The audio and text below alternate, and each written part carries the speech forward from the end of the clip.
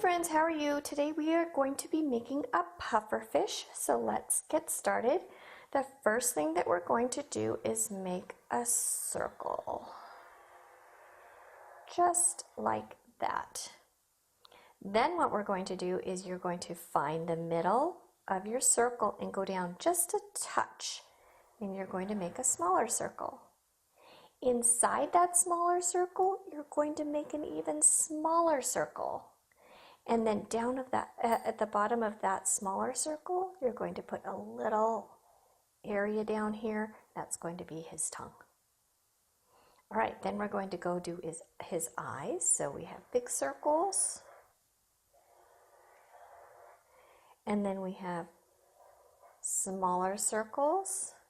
And then a dot right in the middle. Now we are going to make some fins on the side of his body. So curved line up, curved line down, and curved line attaching. Curved line up, curved line down, and attach. Now what he needs to make him a pufferfish is he needs to have his spikes. So all over his body, going different ways, you can start making his spines. And this is what protects him from predators in the ocean. You can put a lot or you can put a few. It's totally up to you. I think he's looking pretty cool.